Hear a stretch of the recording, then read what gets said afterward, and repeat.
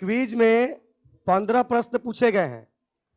इस 15 में से अगर एक क्वेश्चन गलत होता है तो उसके लिए 1 नंबर काटा जाएगा, और अगर सही होता है तो उसके लिए 2 नंबर दिया जाएगा।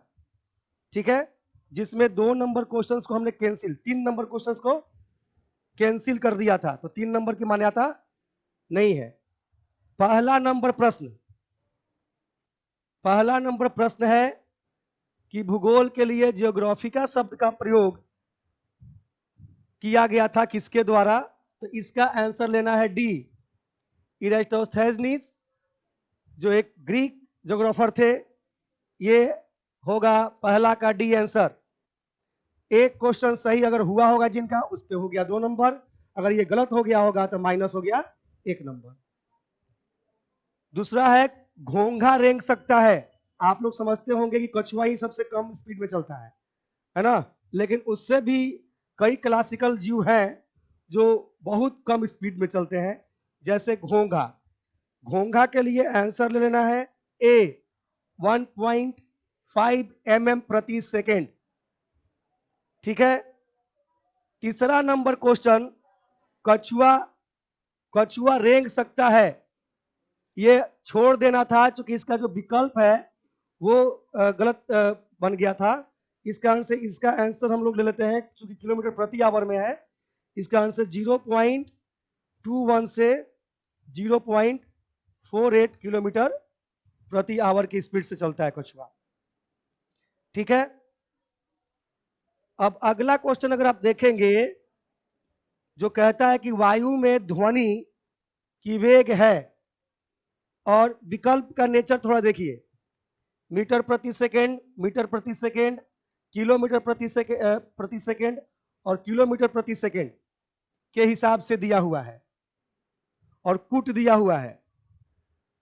तो कूट में एक चीज तो कंफर्म है कि मीटर प्रति सेकेंड में 330 मीटर प्रति सेकेंड के हिसाब से इसकी वेग है वायु में ध्वनि का। लेकिन इसको अगर किलोमीटर में लेके जाएंगे तो वो 1200 किलोमीटर प्रति सेकेंड भी हो जाएगा। इसलिए इसका आंसर हो जाएगा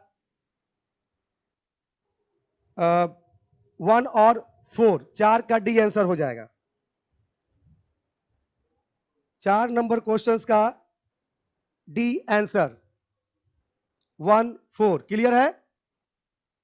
उसके बाद 5वां नंबर क्वेश्चन को देखिए कि बंगाल में अकाल पड़ा, ये आंसर हो जाएगा 1943, बी आंसर हो जाएगा 5 का। ये बीपीएससी का भी क्वेश्चन पूछा हुआ है प्रीवियस ईयर में, और अभी मोदी जी का हम लेख पढ़े थे स्वामीनाथन की मृत्यु के बाद, तो उस पर उन्होंने इस सब चीजों की चर्चा किया है। इसी अकाल से मोटिवेट हुए थे, ठीक है, स्वामीनाथन।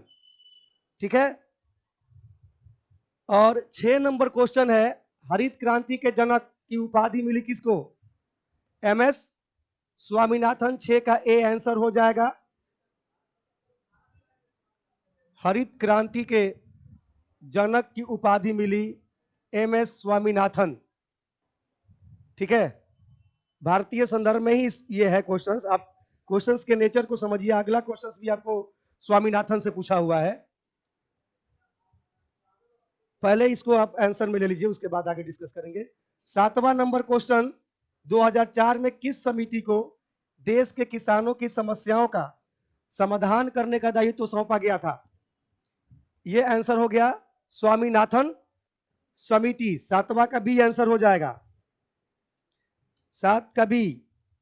तिरुकुरल, ये भी लेख में था, मोदी जी खुद चर्चा किए थे इस किताब का कि तिरुकुलर नामक प्रसिद्ध ग्रंथ के रचयिता कौन है? तिरुवल्लुवर। 8 का बी। 9, अफीम युद्ध किन 2 देशों के बीच में लड़ा गया? चीन और ब्रिटेन। 9 का बी। ठीक है,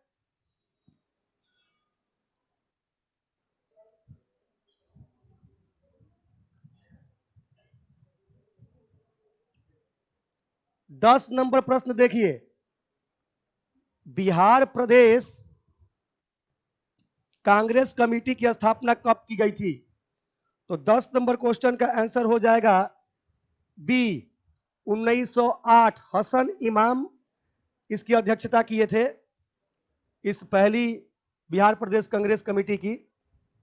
11 नंबर क्वेश्चन, किस प्रधानमंत्री के कार्यकाल के दौरान भारत के संविधान में 9वीं अनुसूची, जो कि 8वां के बाद 9वां, 8 मूल संविधान में था, 9वां बाद में जोड़ा गया था और पहला संशोधन से जोड़ा गया था, पहला संशोधन, ठीक है, 9वीं अनुसूची को जोड़ा गया था और उस समय प्राइम मिनिस्टर थे जवाहरलाल नेहरू। ये 1951 की घटना है। तो 11 का ए आंसर हो गया।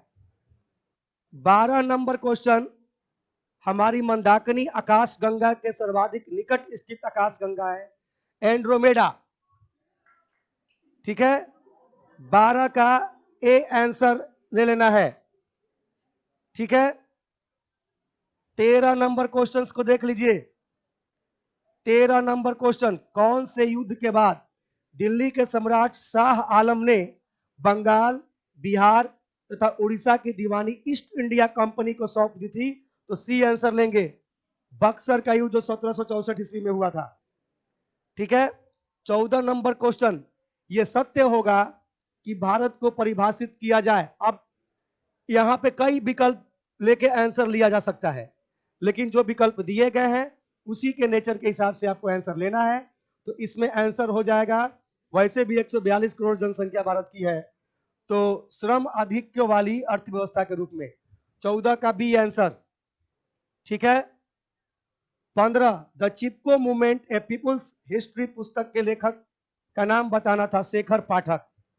डी आंसर हो जाएगा 15 नंबर का डी।